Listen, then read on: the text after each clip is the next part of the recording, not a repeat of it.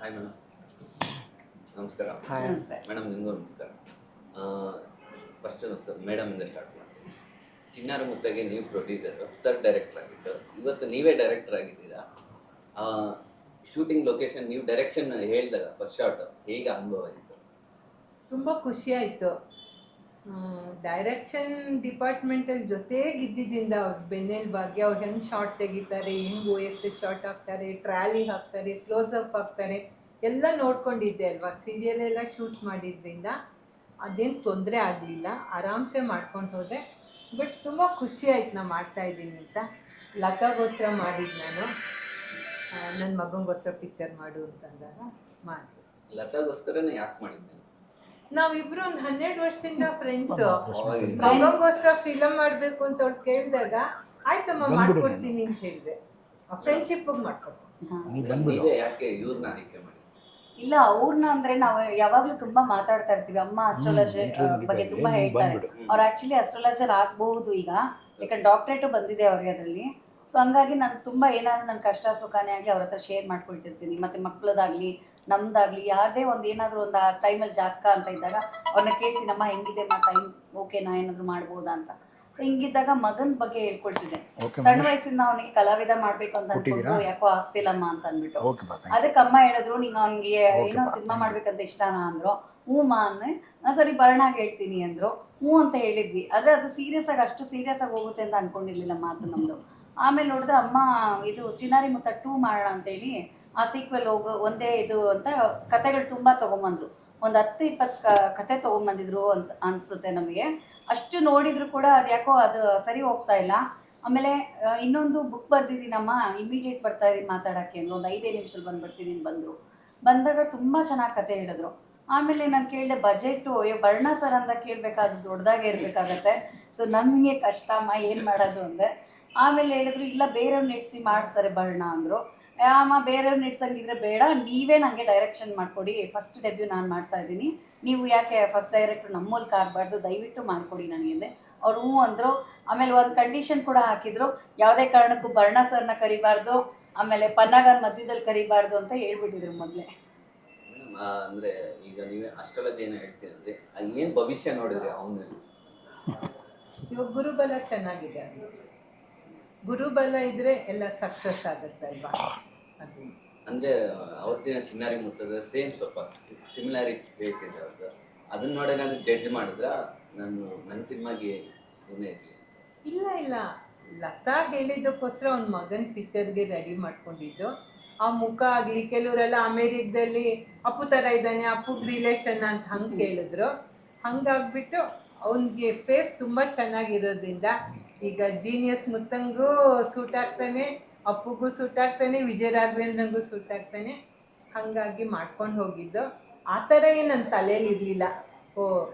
ಏಕೆಂದರೆ ಜೀನಿಯಸ್ ಮುತ್ತನಲ್ಲಿ ಅವ್ನು ಚಿಕ್ಕ ಮಗುನಲ್ಲಿ ಸೋಲಿಗರ್ ಹುಡುಗ, ಒಬ್ರು ಡಾಕ್ಟ್ರು ಕೈ ಕೆಳಗೆ ಬೆಳೀತಿರ್ತಾನೆ, ಅಮ್ಮಮ್ಮ ಅಂತ ಕರೀತಿರ್ತಾನೆ. ಅವನು ಒಳಗಡೆ ಎಷ್ಟು ತುಡಿತಾ ಇರುತ್ತೆ ಅಂದರೆ ಅವರಮ್ಮ ಏನು ಮಾಡ್ತಿದ್ರು ಅಮ್ಮಮ್ಮ ಅದನ್ನೆಲ್ಲ ಅವ್ನು ಕಲ್ತ್ಕೊಂಡಿರ್ತಾನೆ.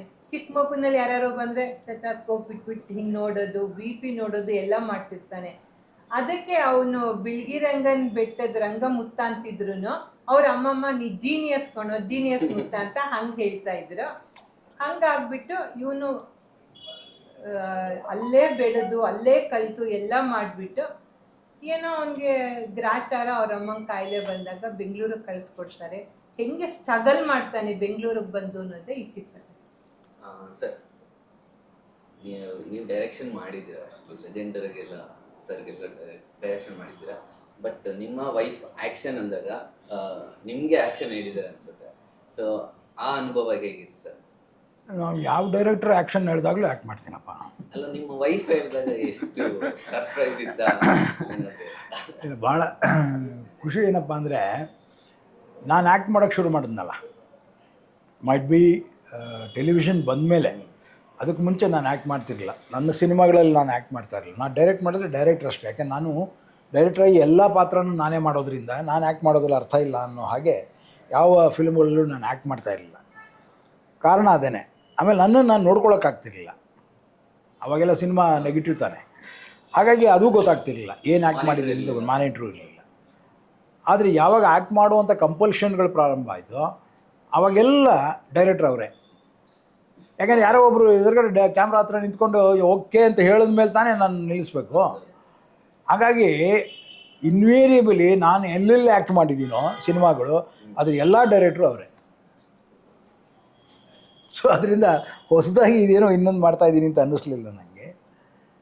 ಬಟ್ ಒಬ್ಬ ಡೈರೆಕ್ಟ್ರನ್ನ ರೆಸ್ಪಾನ್ಸಿಬಿಲಿಟಿ ಇದೆಯಲ್ಲ, ಇವತ್ತು ಆ್ಯಸ್ ಆನ್ ಟುಡೇ ಸಿನಿಮಾನ ಮಾಡೋದಕ್ಕಿಂತ ಹೆಚ್ಚಾಗಿ ಸಿನಿಮಾನ ನಿಲ್ಲಿಸ್ಕೊಳ್ಳೋದು ಕೂಡ ಭಾಳ ಮುಖ್ಯವಾಗಿಬಿಟ್ಟಿದೆ ಈಗ.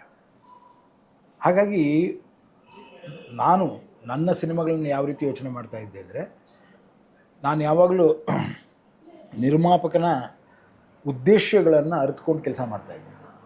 ಹಾಗೆ ನಿರ್ಮಾಪಕನ ಉದ್ದೇಶಗಳನ್ನು ಅರಿತುಕೊಂಡು ಅವರು ಒಂದು ಸಿನಿಮಾ ಮಾಡಲಿಕ್ಕೆ ಬಂದರು.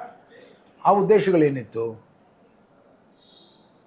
ನಮ್ಮ ಶ್ರೇಯಸ್ ಬೇಕಲಿಗೆ ಮತ್ತು ಅವನಿಗೆ ಹೊಂದ್ಕೊಳ್ಳುವಂಥ ಕಥೆ ಆಗಬೇಕು.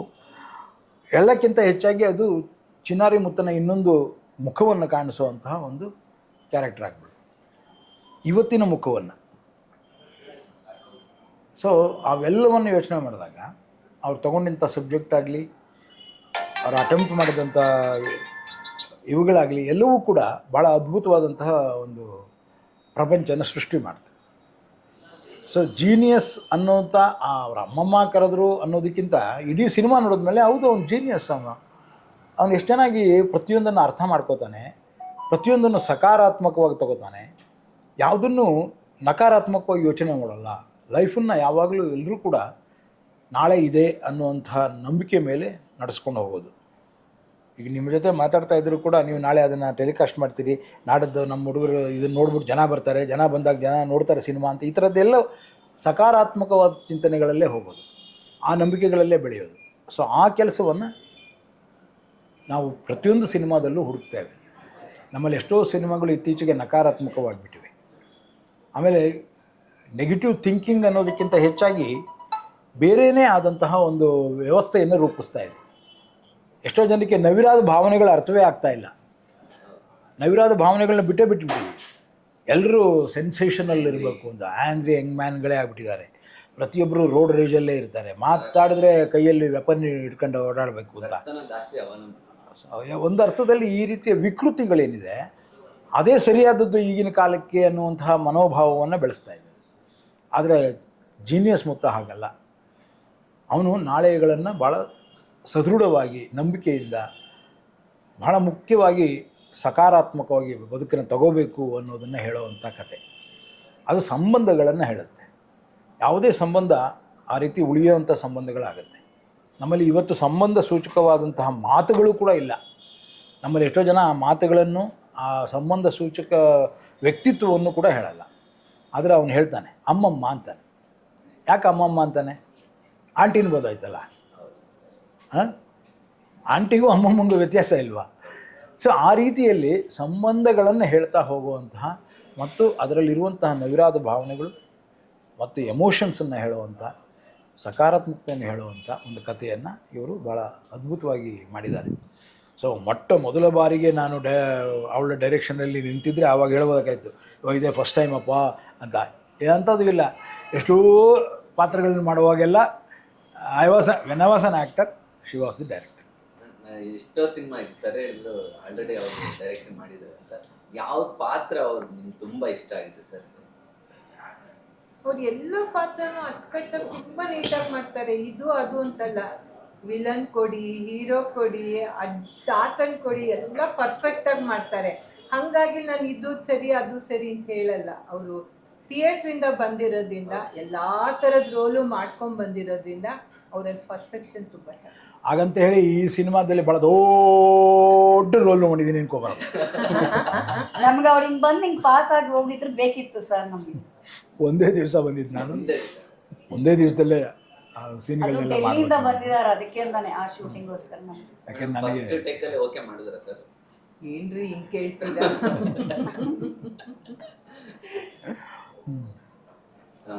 ನಿಮಗೆ ವಿಜಯ ರಾಘವೇಂದ್ರ ಸರ್ ಇದ್ದಾರೆ, ಮೇಡಮ್ ಇದ್ದಾರೆ, ನಿಮ್ಮ ಅಮ್ಮ ಕೂಡ ಪ್ರೊಡ್ಯೂಸರ್, ಸರ್ ಕೂಡ ಇದ್ದಾರೆ, ಗಿರೀಜಮ್ಮನ ಇದ್ದಾರೆ.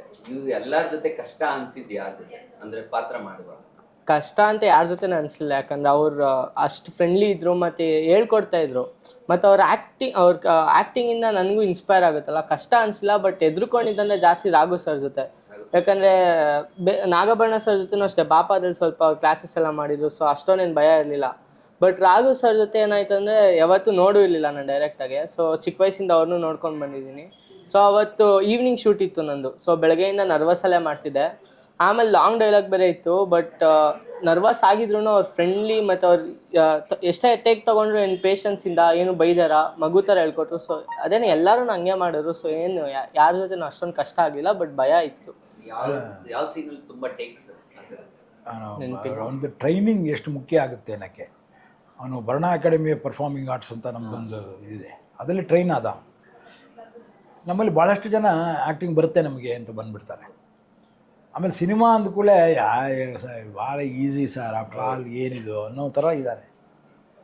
ಆದರೆ ಪ್ರತಿಯೊಂದು ಪ್ರಯತ್ನಕ್ಕೂ ಒಂದು ಕೌಶಲ್ಯ ಇರುತ್ತೆ, ಒಂದು ಕಸುಬಿಗೆ ಒಂದು ಕೌಶಲ್ಯ ಇರುತ್ತೆ, ಒಂದು ಸ್ಕಿಲ್ ಇರುತ್ತೆ. ಆ ಸ್ಕಿಲ್ ಏನು ಅಂತ ಗೊತ್ತಿಲ್ಲದೆ ಇದ್ದರೆ ಅವನು ಅರೆಬೆಂದ ಪರ್ಫಾರ್ಮೆನ್ಸ್ ಮಾಡ್ತಾನೆ. ಸ್ಕಿಲ್ ಗೊತ್ತಿದ್ದರೆ ಅವನು ಪೂರ್ಣ ಪ್ರಮಾಣದಲ್ಲಿ ಅದನ್ನು ಬಳಸ್ಕೋತಾನೆ. ಇವನ ಇದರಲ್ಲಿ ಅದೇ ಆಗಿದೆ. ಯಾಕೆಂದರೆ ಟ್ರೈನಿಂಗ್ ಆದಮೇಲೆ ಈ ಸಿನಿಮಾ ಮಾಡಿದ್ದು, ಅಲ್ಲಿವರೆಗೂ ಮಾಡಲಿಲ್ಲ ನಾವು. ಟ್ರೈನಿಂಗಲ್ಲಿ ಪರ್ಫೆಕ್ಟ್ ಆದರೆ, ಅದರಲ್ಲೂ ಪರ್ಫಾರ್ಮೆನ್ಸ್ ಕರೆಕ್ಟಾಗಿ ಬಂದರೆ ಇತ್ಯಾದಿಯೆಲ್ಲ ಯೋಚನೆ ಮಾಡಿಕೊಂಡೇ ಮಾಡಿದ್ದು. ನಾವು ಯಾವಾಗಲೂ ಅದನ್ನು ಹೇಳ್ತೇವೆ, ಪಾತ್ರಕ್ಕೋಸ್ಕರ ನೀವಿರಬೇಕು, ನಿಮಗೋಸ್ಕರ ಆ ಪಾತ್ರ ಅಲ್ಲ. ಅದರಿಂದಾಗಿ ಅವನಿಗೂ ಆ ಟ್ರೈನಿಂಗ್ ಆಗಿತ್ತಲ್ಲ, ಅದು ಭಾಳ ಹೆಲ್ಪ್ ಆಗಿದೆ. ಆ ಕಾನ್ಫಿಡೆನ್ಸ್ ಕೊಟ್ಬಿಟ್ಟಿದೆ. ತುಂಬ ಟೇಕ್ಸ್ ಅಂದರೆ ಅದು ನೆನಪಿಲ್ಲ. ಅದು direct ಯಾಕೆಂದರೆ ನಾವು ಫಸ್ಟು ಪಕ್ಕ ರಿಹರ್ಸಲ್ ಮಾಡಿಬಿಟ್ಟು ಟೇಕ್ ತಗೊಳ್ತಿದ್ದರಿಂದ ಟೇಕಲ್ಲಿ ಎಲ್ಲೂ 2 ಟೇಕ್ ಆ ಥರ ಇಲ್ಲ, ಎಲ್ಲೋ ಒಂದು 2 ಕಡೆ ಸೆಕೆಂಡ್ ಟೇಕ್ ತಗೊಂಡಿದ್ದೀನಿ. ರಿಹರ್ಸಲ್ ಚೆನ್ನಾಗಿ ಮಾಡಿಸ್ತಿದ್ದೆ, ಪಕ್ಕ ಆದಮೇಲೆ ಟೇಕ್ ಹೋಗ್ತಾಯಿದ್ದೆ. ಅದು ರಿಹರ್ಸಲ್ ಅನ್ನೋದು ಸರಿಂದ ಬಂದಿರ್ಬೋದು, ಥಿಯೇಟ್ರಿಂದ. ಮೇಡಮ್ ನೀವು ಪ್ರೊಡ್ಯೂಸರ್ ಈ ಸಿನಿಮಾ ಫಸ್ಟ್ ಸಿನಿಮಾ, ಹೌದು, ಡೆಬ್ಯೂ ಸಿನಿಮಾ. ಮಗನಿಗೆ ಯಾಕೆ ಮಾಡಬೇಕು ಅನ್ಸುತ್ತೆ? ಸ್ಟಾರ್ ಈಗ ಸರ್ ಇದ್ದಾರೆ, ಮೇಡಮ್ ಆಲ್ರೆಡಿ ಸ್ನೇಹಿತರು, ಸ್ಟಾರ್ಗೆ ಯಾಕನ ಮಾಡಬೇಕು ಅಂತ ಅನಿಸ್ಲಿ? ಇಲ್ಲ, ನಾನು ಪ್ರೊಡ್ಯೂಸರ್ ಆಗೋ ಇಷ್ಟ ಇತ್ತು, ಆದರೆ ನನ್ನ ಮಗನ ಸಿನಿಮಾಗೆ ಅಂತ ಅಂದ್ಕೊಂಡಿರಲಿಲ್ಲ. ಬಟ್ ಆದರೆ ಇವನಿಗೆ ಹೇಳಿದ್ನಲ್ಲ, ಸಣ್ಣ ವಯಸ್ಸಿಂದನೇ ಕಲಾವಿದ ಆಗಬೇಕು ಅನ್ನೋದು ಆಸೆ ಇತ್ತು. ಪ್ರಯತ್ನ ಪಟ್ಟು ಎಲ್ಲೂ ಸಕ್ಸೀಡ್ ಆಗಿಲ್ಲ. ಆ್ಯಕ್ಚುಲಿ ಅಲ್ಲಮಾಲು ನಾನು ಬೇರೆ ಚಾನಲಲ್ಲೂ ಹೇಳಿದ್ದೀವಿ, ಅಲ್ಲಮಾಲು ಇವನೊಂದು ಸಣ್ಣ ಕ್ಯಾರೆಕ್ಟರ್ ಮಾಡಿ ಅಮ್ಮ ಎಡಿಟ್ ಮಾಡಿಬಿಟ್ಟಿದ್ರು, ಅದು ಪ್ರೊಡ್ಯೂಸರ್ ಒಂದು ಪ್ರೆಷರಿಂದ. ಸೊ ಆಮೇಲೆ ಅಮ್ಮ ಬಂದು ನನಗೆ ಹೇಳಿದ್ರು, ಸಾರಿ ಕಣೆಮ್ಮ, ಆಗಲಿಲ್ಲ ನನಗೆ ಉಳಿಸ್ಕೊಳಕ್ಕೆ ನಿನ್ನ ಮಗನ ಕ್ಯಾರೆಕ್ಟರ್ನ ಅಂದರು. ಆದರೆ ಅವತ್ತು ಹೇಳಿದರು, ಭಾಳ ಚೆನ್ನಾಗಿ ಮಾಡಿದ ನಿನ್ನ ಮಗ ಅಂತ. ಸೊ ಅದೇ ಒಂದು ಹೋಪ್ಸ್ ಇತ್ತು. ಇವಾಗಲೂ ಅಷ್ಟೇ, ಅವನಿಗೋಸ್ಕರ ಅಮ್ಮ ಡೈರೆಕ್ಷನ್ ಮಾಡ್ತಾರೆ ಅಂದಾಗ ತುಂಬ ಚೆನ್ನಾಗಿ ಬರುತ್ತೆ ಅನ್ನೋ ಕಾರಣಕ್ಕೆ ಪ್ರೊಡ್ಯೂಸ್ ಮಾಡೋಣ, ಏನೋ ಕಷ್ಟನೋ ಸುಖನೋ ಏನು ಬಜೆಟ್ ಆಗುತ್ತೋ ನೋಡ್ಕೊಳ್ಳೋಣ, ನಾವಿಬ್ಬರು ಮಾತಾಡ್ಕೊಂಡು ಇಷ್ಟೆಲ್ಲ ಆಗುತ್ತೆ ಅನ್ನೋ ಥರ ನಾವು ವ್ಯವಸ್ಥೆ ಮಾಡ್ಕೊಂಡು. ಚಿನ್ನಾರಿ ಮುತ್ತ 2 ಅಂತಾನೆ ಹೇಳ್ಬೋದಾಗಿತ್ತು, ಜೀನಿಯಸ್ ಮುತ್ತ. ಏಕೆಂದರೆ ಇದರಲ್ಲಿ ಇವನು ಅಮ್ಮಮ್ಮನ ಕೆಳಗೆ ಬೆಳೆದು ದೊಡ್ಡ ಡಾಕ್ಟರ್ ಆಗ್ತಾನೆ. ಅಲ್ಲಿ ಹಳ್ಳಿ ಹುಡುಗ ಅವನು ಅಚೀವ್ ಮಾಡಿಬಿಟ್ಟು ಗೋಲ್ಡ್ ಮೆಡಲ್ ತಗೊಳ್ತಾನೆ. ಅದೆರಡು ಇದಕ್ಕೆ ಇದಾಗಿದೆ. ಹೆಂಗೆ 2 ಅಂತಿರ್ಲಿ ನಾನು, ಅಲ್ವಾ? ಇಲ್ಲ, ಮೊದಲನೇದಾಗಿ ಸೀಕ್ವೆಲ್ ಅನ್ನೋದು ಹೆಸರಿನಲ್ಲೇ ಇರುತ್ತೆ ಅಷ್ಟೇ, ಕಥೆಯ ಒಂದು ಎಕ್ಸ್ಟೆನ್ಷನ್ ಅಲ್ಲ ಇದು. ಆ ಥರ ಅಂದ್ಕೊಂಡಾಗ ಬೇರೆ ಬೇರೆ ಏನೇನೋ ಬರುತ್ತೆ. ನಮ್ಮಲ್ಲಿ ಸೀಕ್ವೆಲ್ಗಳು ಈಗ ಭಾಳ ಜಾಸ್ತಿ ಆಗ್ತಾಯಿದೆ. ಎಲ್ಲರೂ ಕೂಡ ಇನ್ನೊಂದು ಸೀಕ್ವೆಲ್ ಇಟ್ಕೊಂಡೇ ಬರ್ತಾರೆ, ಏನೋ ನೆಕ್ಸ್ಟ್ ಇದೆ ಅನ್ನೋ ಥರ. ಬಟ್ ಯಾವ ಕಥೆನೂ ಸೀಕ್ವೆಲ್ ಆಗೋಕ್ಕೆ ಸಾಧ್ಯವೇ ಇಲ್ಲ. ಆ ಕತೆ ಇನ್ನೊಂದು ಬೇರೆ ಕಥೆನೇ. ಅದರ ಯಾವುದೋ ಒಂದು ಮೆಮೊರಿಯನ್ನು ಒಂಚೂರು ಹಿಂಗೆ ಅನ್ಬೋದೇ ಹೊರತು ಅದರದ್ದೇ ಕ್ಯಾರೆಕ್ಟ್ರು, ಅದರದ್ದೇ ಇದು ಎಲ್ಲ ಇಟ್ ಡಸಂಟ್ ವರ್ಕ್. ಈಗ ಇವತ್ತಿನ ದಿವಸದಲ್ಲಿ ನಾವು ಸುಮ್ಮನೆ ಎಲ್ಲವನ್ನು ಹೇಳ್ಕೊತಾ ಇದ್ದೀವಿ ಅಷ್ಟೇ. ಜಾಸ್ತಿ ತೆಗೆದುಬಿಟ್ಟಿರ್ತೀವಲ್ಲ 2 ಸಿನಿಮಾಗಾಗೋ ಅಷ್ಟು, ಆಗ ವಿಧಿ ಇಲ್ಲದೆ ಸೀಕ್ವೆಲ್ 2 ಅಂತ ನಾವೇನು ಜಾಸ್ತಿ ತೆಗ್ದಿಲ್ಲ, ಎಷ್ಟು ಬೇಕೋ ಅಷ್ಟೇ ತೆಗ್ದಿರೋದು. 15 ದಿವಸದಲ್ಲಿ ಶೂಟಿಂಗ್ ಮುಗಿಸಿದ್ದೀವಿ. ತಲೆಯಲ್ಲಿ ಏನಿತ್ತೋ ಅಷ್ಟು ಮಾತ್ರ ತೊಗೊಂಡು ವೇಸ್ಟ್ ಮಾಡಿಲ್ಲ. ಇವರು ಹಂಗೆ ವೇಸ್ಟ್ ಮಾಡಲ್ಲ ಫಿಲಮ್ನಲ್ಲಿ, ಸುಮ್ಮನೆ ಹೇಳ್ತಾರಷ್ಟೇ. ಎಷ್ಟು ಬೇಕೋ ಅಷ್ಟು ನೀಟಾಗಿ ತಗೊಂಡು ಹಬ್ಬ ಅಂದರೆ ಎಲ್ಲೋ 1% ಕಟ್ ಮಾಡಿ ಹಾಕಿರ್ಬೋದು ಅಷ್ಟೇ. ಅವ್ರು ಜಾಸ್ತಿ ಹಂಗೆ ತೆಗೆದು ವೇಸ್ಟ್ ಮಾಡಿಲ್ಲ. ನಮ್ಮ ಪ್ರೊಡ್ಯೂಸರ್ ವರ್ಗೀಸ್ ಮತ್ತು ಪಾರ್ವತಮ್ಮ ರಾಜ್ಕುಮಾರ್ ಅವರು ಹೇಳ್ತಾ ಇದ್ದಿದ್ದು ಏನಪ್ಪ ಅಂದರೆ, ನೀವು ಚೆನ್ನಾಗಿ ಊಟ ಮಾಡಿ, ಈ ಸಿನಿಮಾ ತಿನ್ನಬೇಡಿ, ನೆಗೆಟಿವ್ ತಿನ್ನಬೇಡಿ ಅಂತ. ಈಗ ನೆಗೆಟಿವ್ ಇಲ್ವಲ್ಲ, ಡಿಜಿಟಲ್ ತಾನೆ, ಅಯ್ಯೋ ತೆಗಿರೆ, ಯಾರಿಗೇನು ಹಣ ದುಡ್ಡ ಕಾಸ ಅಂತ ಈ ಥರ ಆಗ್ಬಿಟ್ಟಿದೆ. ಬಟ್ ನಿಜವಾಗ್ಲೂ ಎಡಿಟ್ರಿಗೆ ಎಂಥ ತೊಂದರೆ ಅದು ಅನ್ನೋದನ್ನ ಪಾಪ ಎಡಿಟ್ರೇ ಹೇಳಬೇಕು. 10 ಥರ ಪಾಪ ಅವ್ನ ಆ್ಯಕ್ಷನ್ ಯಾವುದನ್ನು ಇಟ್ಕೋಬೇಕು ಗೊತ್ತಾಗಲ್ಲ. ಕೊನೆಗೆ ಯಾವುದೋ ಕೆಟ್ಟ ಶಾಟ್ ಇಟ್ಕೊಂಡ್ಬಿಟ್ಟಿರ್ತಾನೆ ಅವನು. ಬೇರೆ ರೋಸ್ ಹೋಗ್ಬಿಟ್ಟು ಅಷ್ಟೆಲ್ಲ ಶಾಟ್ ನೋಡ್ಬಿಟ್ಟು ಕೆಟ್ಟ ಶಾಟ್ ಇಟ್ಕೊಂಡು ವೆರಿ ಗುಡ್ ಸರ್ ಅಂತಾನೆ. ಎಲ್ಲರೂ ಹಾಂ ಹಾಂ ಅಂತ ಇರ್ತಾರೆ. ಅದು ಕೆಟ್ಟದಾಗಿರುತ್ತೆ ಅಂತ ಡೈರೆಕ್ಟರ್ಗೆ ಮಾತ್ರ ಗೊತ್ತಿರುತ್ತೆ. ಅಂದ್ರೆ ಈ ತರ ಸಿನಿಮಾಗಳು ಇವಾಗ ತುಂಬಾ ಕಮ್ಮಿ ಬಂದಿದೆ. ಅಂದ್ರೆ ಅಬ್ಸಲ್ಯೂಟ್ಲಿ ಒಂದು 9 years 10 years ಆಗಿರ್ಬೋದು ನನ್ನ ಪ್ರಕಾರ ಈ ತರ ಸಿನಿಮಾ ಬಂದು. ಎಷ್ಟು ಚಾಲೆಂಜಿಂಗ್ ಅನ್ಸು ಮೇಡಮ್ ಈ ತರ ಒಂದು ಸಿನಿಮಾ ಇವತ್ತಿನ ಜನರೇಷನ್ಗೆ ಒಪ್ಸೋದು ಸ್ವಲ್ಪ ಕಷ್ಟ ಇರ್ಬೋದು, ಬಟ್ ನಾನು ಇದೇ ಮಾಡ್ತೀನಿ ಅನ್ನೋದಕ್ಕೂ ಯಾವುದೋ ಒಂದು ಕಾರಣ ಏನಂದ್ರೆ ಇವಾಗ ಮಕ್ಕಳಲ್ಲಿ ಬರೀ ನೆಗೆಟಿವ್ ಥಿಂಕ್ ಜಾಸ್ತಿ ಇದೆ. ಯಾವಾಗಲೂ ಮೊಬೈಲ್ ನೋಡ್ತಾ ಇರ್ತಾರೆ, ಯೂಟ್ಯೂಬ್ ನೋಡ್ತಾ ಇರ್ತಾರೆ. ಹಂಗಾಗ್ಬಿಟ್ಟು ಅವ್ರಿಗೆ ಪಾಸಿಟಿವ್ ಥಿಂಕ್ ಆಗಬೇಕು ಒಂದು. ಆಮೇಲೆ ಪರಿಸರ ಪ್ರೇಮ ಇರಬೇಕು. ಆಮೇಲೆ ತಾಯಿನ ತುಂಬ ಚೆನ್ನಾಗಿ ನೋಡ್ಕೋಬೇಕು ಅಲ್ವಾ. ಅದನ್ನು ನಾನು ಹೇಳೋಕ್ಕೆ ಪ್ರಯತ್ನ ಪಟ್ಟಿದ್ದೀನಿ. ಅದನ್ನೇ ಒಂದು 100 ಜನ ಇಲ್ಲರೂ ಒಂದು 50 ಜನನಾರು ಅಕ್ಸೆಪ್ಟ್ ಮಾಡಿದ್ರೆ ಭಾರಿ ಖುಷಿ ಆಗುತ್ತೆ. ಅಮೇರಿಕದಲ್ಲಿ 16 ಸೆಂಟ್ರಲ್ಲಿ ಇದನ್ನು ಸ್ಕ್ರೀನಿಂಗ್ ಮಾಡಿದಾಗ ಮಕ್ಕಳು ಏನಂದ್ರು ಗೊತ್ತಾ, ನಾವು ನಮ್ಮಮ್ಮನ ತುಂಬ ಚೆನ್ನಾಗಿ ನೋಡ್ಕೊಳ್ತೀವಿ ಆಂಟಿನಾಗ. ಎಷ್ಟು ಖುಷಿ ಆಯ್ತು ಗೊತ್ತಾ, ನಾನು ತೆಗ್ದು ಸಾರ್ಥಕ ಅನ್ನಿಸ್ತು. ಎಲ್ಲರೂ ಆಗದೆ ಇರೋ ಕೆಲವ್ರಾರು ಆಗ್ತಾರಲ್ವಾ, ಅದು ನಮ್ಮ ಮೇನ್ ಏನಿತ್ತು. ಮೇಡಮ್ ಹೇಳಿದ್ರು ಅಮೆರಿಕಾದಲ್ಲಿ ಶೋ ಆಗಿತ್ತು.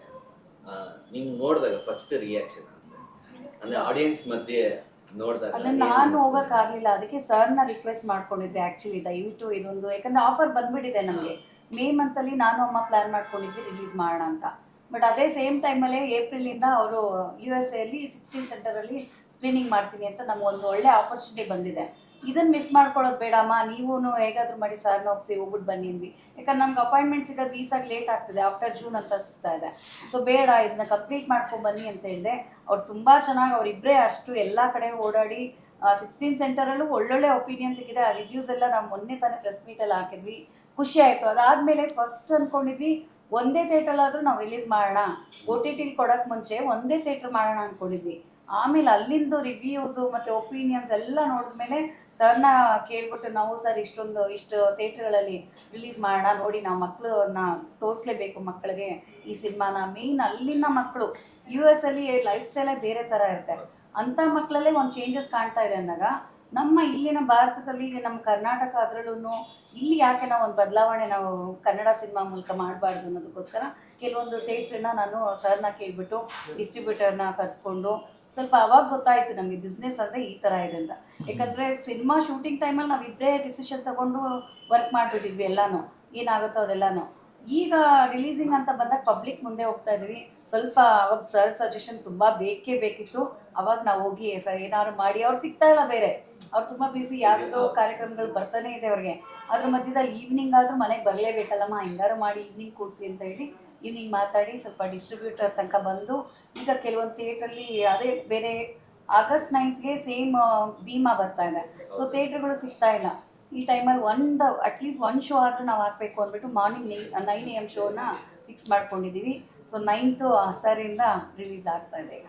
ಸರ್ ನಮ್ಗೆ ಇನ್ನೊಂದು ಕ್ವಶನ್, ಅವತ್ತು ನೀವು ಚಿನ್ನಾರಿ ಮುತ್ತ ನೀವು ಡೈರೆಕ್ಷನ್ ಮಾಡಿದಾಗ ತುಂಬ ಅವಾರ್ಡ್ಸ್ಗಳು ಬಂದಿತ್ತು. ಈಗ ಮೇಡಮ್ ಡೈರೆಕ್ಷನ್ ಮಾಡಿದ್ರೆ ಯಾವೆಲ್ಲ ಅವಾರ್ಡ್ಸ್ ಬರ್ಬೋದು ಅಂತ ಗೆಸ್ ಇರ್ಬೋದು? ನನ್ನ ಮಗನ ಒಂದು ಹೇಳಬೇಕು, ಈಗ ಅವಾರ್ಡ್ ಅನ್ನೋದಕ್ಕೆ ಒಂದು ಹಿನ್ನೆಲೆ, ಒಂದು ಲಾಬಿ ಇದೆ ಅನ್ನೋದು ಭಾಳಷ್ಟು ಜನಕ್ಕೆ ಗೊತ್ತಿದೆ. ಈಗ ಭಾಳಷ್ಟು ಜನ ಫಿಲ್ಮ್ ಮೇಕರ್ಗಳು ಬರೋವಾಗಲೇ ಹೇಳ್ತಾರೆ, ಸರ್ ನಾನೊಂದು ಅವಾರ್ಡ್ ಸಿನಿಮಾ ಮಾಡ್ತಿದ್ದೀನಿ, ನೀವು ಆ್ಯಕ್ಟ್ ಮಾಡ್ಬೇಕು ಸರ್ ಅಂತ. ಇವನಿಗೆ ಆಗಾಗಲೇ ಅವಾರ್ಡ್ ಸಿಕ್ಬಿಟ್ಟಿರುತ್ತೆ. ಅವ್ನು ನೋಡಿ, ಅವ್ನು ಮಾಡೋವಾಗಲೇ ನಾನೊಂದು ಅವಾರ್ಡ್ ಸಿನಿಮಾ ಮಾಡ್ತೀನಿ ಸರ್ ಅಂತಲೇ ಬರೋದು. ಅಂದರೆ ಎಷ್ಟರ ಮಟ್ಟಿಗೆ ಅವಾರ್ಡ್ಗಳು ಅವರ ಸ್ಯಾಂಕ್ಟಿಟಿಗಳನ್ನು ಇಟ್ಕೊಂಡಿದೆ ಅಂತ. ಒಂದು 10 ವರ್ಷಗಳ ಹಿಂದೆ ಹಾಗಿರಲಿಲ್ಲ. ಪ್ಯೂರ್ ಯಾವುದು ನಿಜವಾಗಿಯೂ ವರ್ತ್ ಅಂತ ಅನಿಸ್ತಾ ಇದೆಯೋ ಅಂಥ ಸಿನಿಮಾಗಳಿಗೆ ಸಿಗ್ತಾಯಿತ್ತು. ಅವುಗಳನ್ನೇ ಭಾಳ ಯಾವುದೇ ರೀತಿಯ ನಾವು ಹೆದರ್ತಾ ಇದ್ವಿ, ಯಾರಿಗಾರು ಮಾತಾಡಬೇಕು ಅಂದರೆ ಹೆದರ್ತಾ ಇದ್ವಿ. ಅವ್ರು ಯಾರೋ ಜೂರಿ ಅಂತೆ ಇವರಂತೆ ಅವೆಲ್ಲಗೆ ನಮಗೆ ಗೊತ್ತೇ ಆಗ್ತಿರಲಿಲ್ಲ ಎಷ್ಟೋ ಸಲ. ಈಗ ಹಂಗಿಲ್ವೇ ಇಲ್ಲ. ಈಗ ಮೊದಲೇ ಗೊತ್ತಾಗ್ಬಿಡುತ್ತೆ ಯಾರ್ಯಾರು ಜೂರಿಗಳಿದ್ದಾರೆ ಅಂತ. ಅವ್ರಿಗೆ ಯಾರ್ಯಾರೋ ಫೋನ್ ಮಾಡೋಕ್ಕೆ ಶುರು ಮಾಡಿಬಿಡ್ತಾರೆ. ಅವ್ರಿಗೆ ಏನೇನೋ ಆಮಿಷಗಳಾಗ್ಬಿಡುತ್ತೆ, ಏನೇನೋ ಆಗಿಬಿಡ್ತಾ ಇದೆ. ಅಷ್ಟು ಸೀಕ್ರೆಟ್ ಆಗಿದ್ದಂತಹ ಇವುಗಳು ಈಗ ಒಂದು ರೀತಿ. ಅದರಿಂದಾಗಿ ನಾನು ಹೇಳೋದು, ಅವಾರ್ಡ್ ಯಾವುದು ಗೊತ್ತಾ, ಜನ ನೋಡೋದು, ಜನರ ಹತ್ತಿರವಾಗೋದು, ಭಾಳ ಮುಖ್ಯವಾಗಿ ಮಕ್ಕಳಿಗೆ ಹತ್ತಿರವಾಗೋದು. ಮಕ್ಕಳಿಗೆ ಹತ್ತಿರವಾಗಬೇಕು ಈ ಸಿನಿಮಾ. ಅದರಿಂದ ನೀವು ದಯವಿಟ್ಟು ಶಾಲೆಗಳಿಗೆ ಹೋಗಿ, ಶಾಲೆ ಮಕ್ಕಳನ್ನು ಒಂದು ರೀತಿ ಅವರನ್ನು ಕರ್ಕೊಂಡು ಬಂದು ತೋರಿಸೋ ಹಾಗೆ ಮಾಡಿ. ಎಷ್ಟು ಜನ ಮಕ್ಕಳು ನೋಡ್ತಾರೋ ಅಷ್ಟು ನಮಗೆ ದೊಡ್ಡ ಅವಾರ್ಡ್ ಸಿಕ್ಕಾಗುತ್ತೆ ಅಂತ ನಾನು. ಮತ್ತೆ ಇದು ಸರ್ಕಾರಿ ಶಾಲಾ ಮಕ್ಕಳಿಗೆ ನಾವು 5,000 ಜನ ಸ್ಟೂಡೆಂಟ್ಸ್ಗೆ ತೋರಿಸೋಣ ಅಂತ ಇದೆ ಸರ್. ಅದೊಂದು ನಿಮ್ಮ ಮೂಲಕ ಪ್ಲಾನ್ಸ್ ಇದೆ. ಹೌದು, ಅದು ಸರ್ ಹೇಳಿದ್ದು ಅವ್ರ ಮೂಲಕ ಮಾಡೋಣ ಅಂತ. ನಾವು ಅವಾಗ ಒಂದು 12 years ಬ್ಯಾಕ್ ನಾನು ಚಿಕ್ಕ ಹುಡುಗ ಇದ್ದಾಗ ನಮ್ಮ ಸ್ಕೂಲಲ್ಲೆಲ್ಲ ಒಂದು ಸಿನಿಮಾ ಇದೆ, ಮಕ್ಕಳದ್ದು ಯಾವ್ದಾದ್ರು ಸಿನಿಮಾದಲ್ಲಿ ಥಿಯೇಟರ್ ಕರ್ಕೊಂಡು ಹೋಗೋರು. ಆ ಥರದ್ದೇನೋ ಪ್ಲಾನ್ಸ್ ಮಾಡಿ ನಡೀತಾರೆ. ಈಗ ಅವ್ರು ಪ್ಲಾನ್ ಮಾಡಿದ್ದಾರೆ ಅದನ್ನು. ಎಲ್ಲೆಲ್ಲಿ ಯಾವ ಥರದ್ದೇನೋ ಪ್ಲಾನ್ಸ್ ಇತ್ತು. ಅದೇ ಈಗ ವೆಂಕಟೇಶ್ವರ ಥಿಯೇಟ್ರಲ್ಲಿ ನಾವು ಸ್ಕ್ರೀನಿಂಗ್ ಇವಾಗ 9th ಇಂದ ಸ್ಟಾರ್ಟ್ ಆಗ್ತಿದೆ. ಸೊ ಈಗಾಗಲೇ ನಾವು ಒಂದು 40 ಸ್ಕೂಲ್ ಮಾತಾಡಿದ್ದೀವಿ. 40 ಸ್ಕೂಲಲ್ಲೂ ಎಲ್ಲಾನು ಒಂದು ಸಪೋರ್ಟ್ ತುಂಬ ಚೆನ್ನಾಗಿದೆ ನಮಗೆ. ಯಾಕಂದ್ರೆ ಮಕ್ಕಳು ಅಂದ್ರೆ ತುಂಬ ಜವಾಬ್ದಾರಿ. ಅಂಥ ಮಕ್ಕಳುಗಳನ್ನ ಥಿಯೇಟ್ರಲ್ಲಿ ಕರ್ಕೊಂಬಂದು ಅವ್ರ ಜವಾಬ್ದಾರಿ ತೊಗೊಂಡು ಅವ್ರನ್ನ ಮತ್ತೆ ಸ್ಕೂಲ್ ಒಳಗಡೆ ಕರ್ಕೊಂಡು ಹೋಗೋದು ಅದು ತುಂಬ ದೊಡ್ಡ ಇದು ಇದೆ. ಅದು ಆ ರಿಸ್ಕು ಸ್ಕೂಲ್ ಅವರೆಲ್ಲ ತೊಗೊಳ್ತಿದ್ದಾರೆ, ಅವ್ರಿಗೆ ನಾನು ಈ ಮೂಲಕ ಥ್ಯಾಂಕ್ಸ್ ಹೇಳ್ತೀನಿ. ಸೊ ಎಲ್ಲ ಮಕ್ಕಳು ನೋಡಲೇಬೇಕು ಅನ್ನೋ ಉದ್ದೇಶಕ್ಕೆ ನಾವು ಇಷ್ಟೆಲ್ಲ ಪ್ರಯತ್ನ ಪಡ್ತಾ ಇರೋದು. ನಮ್ಮ ಈ ಪ್ರಯತ್ನಕ್ಕೆ ಎಲ್ಲರೂ ಸಪೋರ್ಟ್ ಮಾಡ್ತಿರೋದ್ರಿಂದ ಮತ್ತೆ ನಾವೇನು ಅಂದ್ಕೊಂಡ್ವಿ, ಪ್ರೈವೇಟ್ ಸ್ಕೂಲಲ್ಲಿ ರಿಯಾಯಿತಿ ದರದಲ್ಲಿ ಏನೋ ಮಾಡ್ತಾ ಇದ್ದೀವಿ. ಗೌರ್ಮೆಂಟ್ ಸ್ಕೂಲ್ ಮಕ್ಕಳು ಯಾಕೆ ಹಾಗೆ ಬಿಡ್ಬೇಕು, ನಾವು ಅವ್ರಿಗೆ ಫ್ರೀಯಾಗಿ ನಾವು ತೋರಿಸ್ಲೇಬೇಕು ಅನ್ನೋ ಕಾರಣಕ್ಕೆ ಈಗ DSRTಯಲ್ಲಿನೂ ನಾವು ಅಪ್ಲೈ ಮಾಡಿದ್ದೀವಿ. ಆ ಮೂಲಕ ಅದೇ ಗೌರ್ಮೆಂಟ್ ಅಫಿಷಿಯಲ್ರು ನಾವು ಪರ್ಮಿಷನ್ ತಗೊಂಡು ಸರ್ಕಾರಿ ಶಾಲಾ ಮಕ್ಕಳಿಗೆ ಫ್ರೀಯಾಗಿ ತೋರಿಸ್ಬೇಕು ಅನ್ನೋದು. ಈ ತರ ಒಂದು ಸಿನಿಮಾ ತೋರಿದ್ರೆ ಗೌರ್ಮೆಂಟ್ ಏನೋ ಹೌದು, ಹಾಂ, ಇದು ಎಲ್ಲ ಪರ್ಮಿಷನ್ ಬರಕ್ ಕಾಯ್ತಾ ಇದ್ದೀವಿ. ಪರ್ಮಿಷನ್ ಬರಕ್ಕೆ ಯಾವತ್ತು ಬರ್ಬೋದು ಗೊತ್ತಿಲ್ಲ. ಗೌರ್ಮೆಂಟ್ ಅಂದ್ರೆ ಗೊತ್ತಲ್ವಾ ನಿಮ್ಗೆ, 15 ದಿವಸನೂ ಆಗ್ಬೋದು, ತಿಂಗಳು ಆಗ್ಬೋದು. ಬಂದ್ಮೇಲೆ ಆಲ್ ಓವರ್ ಕರ್ನಾಟಕ ಎಲ್ಲ ಗೌರ್ಮೆಂಟ್ ಎಲ್ಲ ಜಿಲ್ಲೆಯಲ್ಲಿ ಎಲ್ಲ ಜಿಲ್ಲೆನಲ್ಲೂ ಮಕ್ಳಿಗೆ ತೋರಿಸ್ತೀವಿ. ಇವತ್ತು ಪ್ರದರ್ಶನ ವ್ಯವಸ್ಥೆನೇ ಬೇರೆ ಆಗಿಬಿಟ್ಟಿದೆ. ಯಾಕೆಂದರೆ ಮೊದಲಿದ್ದಾಗಿಲ್ಲ. ಸೊ ನಾವು ಯಾವುದೋ ಟೆಲಿವಿಷನ್ಗೆ ಹಾಕ್ಬೋದು ಅನ್ನೋದಿತ್ತು, ಅದಿಲ್ಲ. ಈಗ OTTಗೆ ಹೋಗ್ತೀವಿ ಅಂತೀವಿ. ಆಮೇಲೆ ಪ್ರದರ್ಶಕರಿಗೆ ಇರಬೇಕಾದ ಜವಾಬ್ದಾರಿಗಳಿಲ್ಲ. ಎಲ್ಲವೂ ನಿರ್ಮಾಪಕನೇ ವಹಿಸ್ಬೇಕೀಗ. ನಿರ್ಮಾಪಕನೇ ಥಿಯೇಟರ್ ದುಡ್ಡು ಕೊಡಬೇಕು, ನಿರ್ಮಾಪಕನೇ ಪಬ್ಲಿಸಿಟಿ ಮಾಡಬೇಕು, ನಿರ್ಮಾಪಕನೇ ಎಲ್ಲವನ್ನೂ ಮಾಡಬೇಕು. ಈ ರೀತಿಯ ಪ್ರದರ್ಶಕ ವ್ಯವಸ್ಥೆ ಬಂದುಬಿಟ್ಟಿರೋದ್ರಿಂದ ನಾವು ಸಿನಿಮಾ ಮಾಡೋದಕ್ಕಿಂತ ಸಿನಿಮಾಕ್ಕೆ ರಿಲೀಸ್ ಮಾಡೋದಕ್ಕೆ ಜಾಸ್ತಿ ಒತ್ತು ಕೊಡುವಂಥ ಪರಿಸ್ಥಿತಿ ಬಂದುಬಿಟ್ಟಿದೆ ಈಗ. ಹಾಗಂತೇಳಿ ನಾವು ಕೈ ಚೆಲ್ತಾ ಇಲ್ಲ ಅವರು. ಯಾಕಂದರೆ ಸಿನಿಮಾ ಮಾಡೋದನ್ನೇ ಒಂದು ಚಾಲೆಂಜಿಂಗಾಗಿ ತೊಗೊಂಡು ಮಾಡಿದವರು. ಅದನ್ನು ಹಾಗೆ ಜನರಿಗೆ ತಲುಪಿಸ್ಬೇಕು, ಮಕ್ಕಳಿಗೆ ತಲುಪಿಸ್ಬೇಕು ಅನ್ನೋದನ್ನು ಚಾಲೆಂಜಿಂಗಾಗಿ ತೊಗೊಂಡಿದ್ದಾರೆ. ಒಂದಷ್ಟು ಶಾಲೆಗಳನ್ನ ಈಗಾಗಲೇ ಹೋಗಿದ್ದಾರೆ. ಐ ಥಿಂಕ್ ಇನ್ನೊಂದು ವರ್ಷದಲ್ಲಿ ಕರ್ನಾಟಕದ ಎಲ್ಲ ಶಾಲೆಗಳ ಮಕ್ಕಳು ಇದನ್ನು ನೋಡ್ತಾರೆ ಅನ್ನುವಂಥ ನಂಬಿಕೆ ನನಗೆ. ಇನ್ನೊಂದು ನಾನು ಕೇಳ್ಬಿಟ್ಟಿದ್ದೆ, ಅಲ್ಲೇ ಸ್ಕ್ರೀನಿಂಗು ಮಾಡಿಸ್ಬೋದು. ಗೌರ್ಮೆಂಟ್ ಸ್ಕೂಲಿಗೆ ಸ್ಕ್ರೀನಿಂಗ್ ಮಾಡಿಸ್ತೀವಿ. ಸಾಧ್ಯ ಆಗಲಿಲ್ಲ ಅಂದರೆ ಹತ್ತಿರ ಥಿಯೇಟರ್ ಇದ್ದರೆ ಅಲ್ಲಿ ಪೇ ಮಾಡಿ ಕರ್ಕೊಂಬಂದು 1,000 ಜನಕ್ಕೆ ಒಂದೊಂದ್ಸಲ ತೋರಿಸ್ಬೇಕು ಅಂತಿದ್ದೀವಿ. ಗೌರ್ಮೆಂಟ್ ಪರ್ಮಿಷನ್ ಬರಕ್ಕೆ ಕಾಯ್ತಾ ಇದೆ.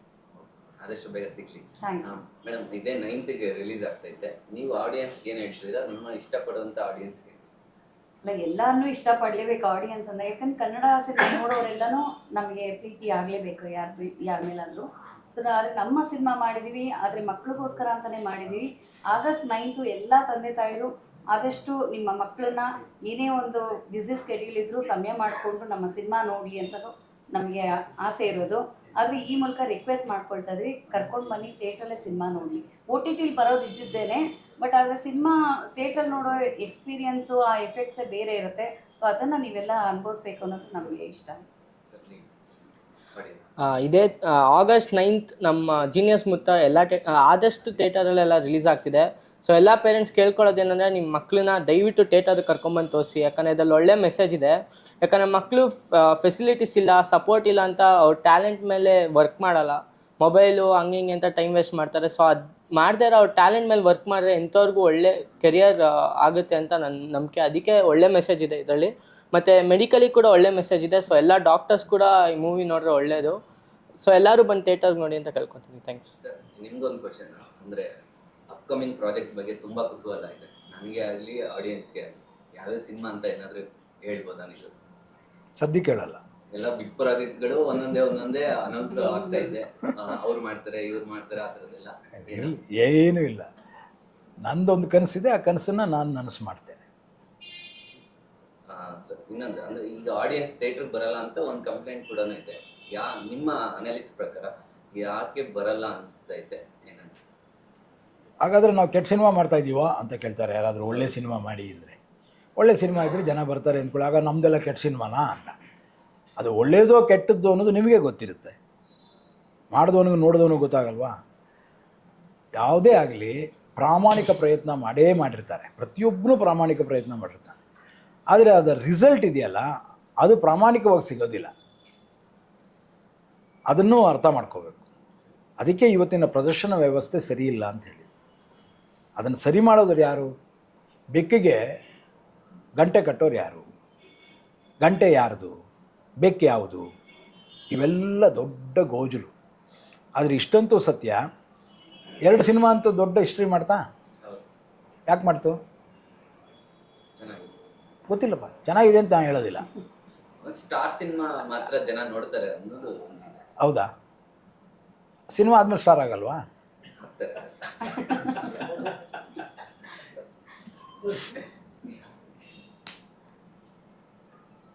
ನಿಮ್ಮ ಯಾಕೆ ಬರಲ್ಲ ಅನ್ನೋದೇನಾದ್ರು ಐಡಿಯಾ ಸರ್? ನನ್ನ ಪ್ರಕಾರ ಬಂದೇ ಬರ್ತಾನೆ ಅವನು. ಯಾಕೆ ಬರಲ್ಲ ಅನ್ನೋದು ಅವನಿಗೆ ಎಂಟರ್ಟೈನ್ಮೆಂಟ್ ಅನ್ನುವ ಡೆಫಿನೇಷನ್ ಚೇಂಜ್ ಆಗಿದೆ. ಮನೋರಂಜನೆ ಅನ್ನುವಂಥ ಡೆಫಿನೇಷನ್ ಏನೀಗ? ಮನೋರಂಜನೆ ಅನ್ನೋದು ಕೆಲವರಿಗೆ ತಿಂಡಿ ತಿನ್ನೋದು ಮನೋರಂಜನೆ. ಯಾವ ಹೋಟೆಲ್ ಏನು ತಿಂಡಿ ಚೆನ್ನಾಗಿ ಸಿಗುತ್ತೆ ಅದು ಮನೋರಂಜನೆ. ಅಲ್ಲಿ ಹೋಗೋಣ ಇವತ್ತು ಅದು ತಿನ್ನೋಣ, ಇಲ್ಲಿ ಹೋಗೋಣ ಇವತ್ತು ಇದು ತಿನ್ನೋಣ ಅಂತ ಈ ಥರ ಲೆಕ್ಕ ಹಾಕೋದು ಅವನ ಮನೋರಂಜನೆ ಆಗುತ್ತೆ. ಮೊದಲು ಹಾಗಿರಲಿಲ್ಲ. ಸಿನಿಮಾ ಇವತ್ತು ಓನ್ಲಿ ಮೀಡಿಯಾ. ಆದರೆ ಇವತ್ತು ನೂರಾರು ಮೀಡಿಯಾ ಇದೆ, ಇನ್ಕ್ಲೂಡಿಂಗ್ ಸೋಷಿಯಲ್ ಮೀಡಿಯಾ. ಎಷ್ಟೋ ಜನ ಲೈಕ್ ಮಾಡ್ತಾರೆ. ಯಾರೋ ಒಬ್ರು ಹೇಳಿದ್ರು, ಸಾರ್ ನಮಗೆ 7 ಮಿಲಿಯನ್ ಇದೆ ಸರ್ ಅಂತ. ಎಷ್ಟು ದಿವಸ ಓಡ್ತಪ್ಪ ಅದು? ಒಂದೇ ದಿವಸ ಸರ್. 7 ಮಿಲಿಯನ್ ವ್ಯೂಸ್ ಆಗಿದ್ದದ್ದು ಒಂದೇ ದಿವಸ ಯಾಕೆ ಓಡುತ್ತೆ? ಅದರಿಂದ ಅದೆಲ್ಲ ಪ್ರಶ್ನೆ. ಸಿನಿಮಾ ಓಡುತ್ತೆ ಓಡಲ್ಲ ಅನ್ನೋದಕ್ಕಿಂತ ನಾನು ಹೇಳೋದು, ಇವತ್ತಿನ ಸಿನಿಮಾ ಎಷ್ಟು ಜನರನ್ನು ಅದು ತಲುಪುತ್ತೆ, ಜಿನೈನ್ ಆಗಿ ಎಷ್ಟು ಜನರನ್ನು ತಲುಪುತ್ತೆ. ನಮ್ಮಲ್ಲಿ ಈಕ್ವೇಷನ್ ಸರಿ ಇಲ್ಲ. ನಮ್ಮಲ್ಲಿ ದುಡ್ಡು ಮಾಡಿದ್ದೆಲ್ಲ ದೊಡ್ಡ ಸಿನಿಮಾ ಅಂದ್ಕೊಂಡ್ಬಿಟ್ಟಿದ್ದಾರೆ ಅಲ್ವಾ? ಅದು ತಪ್ಪು. ಯಾವ ಒಳ್ಳೆ ಮೆಸೇಜನ್ನು ಕೊಡುತ್ತೆ, ಯಾವುದು ಆ ರೀತಿಯ ಒಂದು ಸಿನಿಮಾ ಆಗುತ್ತೆ, ಅದು ಕೂಡ ಒಳ್ಳೆಯ ಸಿನಿಮಾನೇ. ದುಡ್ಡು ಮಾಡಿದ್ದು ಒಳ್ಳೆಯ ಸಿನಿಮಾನೇ. ಯಾಕೆಂದರೆ ದುಡ್ಡು ಮಾಡಿದ್ರಿಂದಾಗಿ ಅದು ಸಸ್ಟೈನ್ ಆಗಿದೆ, ಇಡೀ ಇಂಡಸ್ಟ್ರಿನ ಸಸ್ಟೈನ್ ಮಾಡಿದೆ ಅದು. ಹಾಗಂತ ಅದು ಕೆಟ್ಟದು ಅಂತ ಹೇಳಲ್ಲ. ಹಾಗೆಯೇ ದುಡ್ಡು ಮಾಡಲಿಲ್ಲ ಅಂದ ಮಾತ್ರಕ್ಕೆ ಅದು ಕೆಟ್ಟ ಸಿನಿಮಾ ಅಂತಲೂ ನೀವು ಹೇಳೋಂಗಿಲ್ಲ. ಯಾಕೆಂದರೆ ಅದರಲ್ಲಿರುವಂತಹ ವ್ಯಾಲ್ಯೂಯೇಷನ್ನ ನೀವು ಅರ್ಥ ಮಾಡ್ಕೊಂಡಿಲ್ಲ ಅಂತ ಅಷ್ಟೇ ಹೇಳೋದು. ಸೊ ಅದರಿಂದ ಇವತ್ತಿನ ಸಿನಿಮಾ ಜಗತ್ತಿದೆಯಲ್ಲ, ಅದರ ವ್ಯಾಲ್ಯೂಯೇಷನನ್ನು ಪ್ರತಿಯೊಬ್ಬನ ಎಂಟರ್ಟೈನ್ಮೆಂಟ್ ಅನ್ನುವ ಡೆಫಿನೇಷನನ್ನು ಪಕ್ಕಾ ಮಾಡಿದ್ರೆ ಆವಾಗ ಹೇಳ್ಬೋದು ಮನೋರಂಜನೆ ಅಂದರೆ ಏನು. ಕೆಲವರಿಗೆ ವೈಯಕ್ತಿಕ ಮನೋರಂಜನೆ ಇರ್ತದೆ, ಅದು ಸಕುಟುಂಬ ಸಪರಿವಾರದ ಜೊತೆ ಇರೋಲ್ಲ.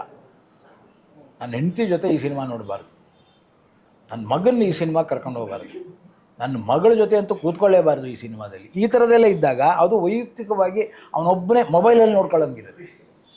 ಅವನು ಯಾರಿಗೂ ಹೇಳ್ದೇನೆ ಮೆಲ್ಲಗೋಗಿ ಥಿಯೇಟ್ರಲ್ಲಿ ನೋಡ್ಕೊಂಬಂದ್ಬಿಡ್ತಾನೆ ಅಲ್ವಾ? ಸೊ ಈ ತರಹದ ವೈಯಕ್ತಿಕ ಮನೋರಂಜನೆಗಳತ್ತ ಸಾಗ್ತಾ ಇದೆ ಇಡೀ ಬದುಕು. ಸಾಮೂಹಿಕ ಮನೋರಂಜನೆ ಏನಿತ್ತು ಅದು ಕಮ್ಮಿ ಆಗ್ತಾ ಇದೆ. ಹಾಗಾಗಿ ನಾವು ವೈಯಕ್ತಿಕ ಮನೋರಂಜನೆಯನ್ನು ಯಾವ ರೀತಿ ಈಗ ಸ್ಕೂಲ್ ಹುಡುಗರನ್ನೆಲ್ಲ ಕರ್ಕೊಂಡು ಹೋಗ್ತೀವಿ ಅಂತ. ಸೊ ಎಗೇನ್ ಒಂದು ಸಾಮೂಹಿಕ ಮನೋರಂಜನೆಗೆ ಅವ್ರನ್ನ ಕರ್ಕೊಂಬರ್ಬೇಕು. ನೀನು ಒಬ್ಬನೇ ನೋಡೋದಕ್ಕೂ ನಿಮ್ಮ ಹುಡುಗರ ಜೊತೆಯಲ್ಲಿ ಸ್ನೇಹಿತರ ಜೊತೆ ನೋಡೋಕ್ಕೂ ವ್ಯತ್ಯಾಸ ಇದೆ ಅಂತ ಆ ಮಗು ಗೊತ್ತಾಗಬೇಕು. ಅಲ್ಲಿ ನಕ್ಕಾಗ ಅವ್ರು ನಗೋದು, ಅಳೋದು, ಅವ್ರು ಕುರ್ಚಿ ಕಿರ್ಚಿದ್ದು ಇವೆಲ್ಲ ಆ ಎಂಜಾಯ್ಮೆಂಟ್ ಅನುಭವ ಏನಿದೆ ಮಕ್ಕಳಿಗೆ ಗೊತ್ತಾಗಬೇಕು. ನಾವು ಆ ದಿಕ್ಕಿನಲ್ಲಿ ಕೆಲಸ ಮಾಡಿಲ್ಲ. ನಮ್ಮಲ್ಲಿ ಯಾರೂ ಆ ದಿಕ್ಕಿನಲ್ಲಿ ಕೆಲಸ ಮಾಡ್ತಿಲ್ಲ. ಎಲ್ಲರೂ ಸಿನಿಮಾ ಮಾಡ್ತಿದ್ದಾರೆ, ಪ್ರೇಕ್ಷಕರನ್ನು ಯಾರು ಡೆವಲಪ್ ಮಾಡ್ತಿದ್ದಾರೆ? ಈ ಪ್ರಶ್ನೆಗೆ ಉತ್ತರ ಅವರೇ ಹೇಳಬೇಕು ಅಥವಾ ನಿಮ್ಮ ಸೋಷಿಯಲ್ ಮೀಡಿಯಾ ಹೇಳಬೇಕು. Thank you sir. Thank you madam. 19th cinema release ಆಗ್ತದೆ, 9th August 9th. August 9th cinema release ಆಗ್ತಿದೆ. ನೀವೇನೇ ಹೇಳಕ್ಕೆ ಇಷ್ಟಪಡ್ತೀರಿ? ಪೇರೆಂಟ್ಸ್ಗೆ ಮಕ್ಕಳನ್ನ ಕರ್ಕೊಂಡ್ಬನ್ನಿ, ಚಿತ್ರ ತೋರಿಸಿ, ಒಂದು ಒಳ್ಳೆ ಫಿಲಮ್ ಮಾಡಿದ್ದೀವಿ, ಅದರಿಂದ ಅವ್ರು ಇನ್ಸ್ಪಿರೇಷನ್ ಆಗಿ ಏನು ಚೇಂಜ್ ಆಗ್ತಾರೆ ನನಗೆ ಗೊತ್ತಿಲ್ಲ. ಎಷ್ಟು ಆಗ್ತಾರೋ, ಎಷ್ಟು ಜನ ಆಗ್ತಾರೋ, ಒಳ್ಳೆ ಚಿತ್ರಕ್ಕೆ ಎನ್ಕರೇಜ್ ಮಾಡಿ ಅಂತ ಕೇಳ್ತೀನಿ. ಅದಕ್ಕೆ ನಿಮ್ಮ ಸಹಾಯನೂ ಬೇಕಾಗುತ್ತೆ. ನಮ್ಮ ಪ್ರಯತ್ನ ಮಾಡಿದ್ವಿ. Thank you. Thank you.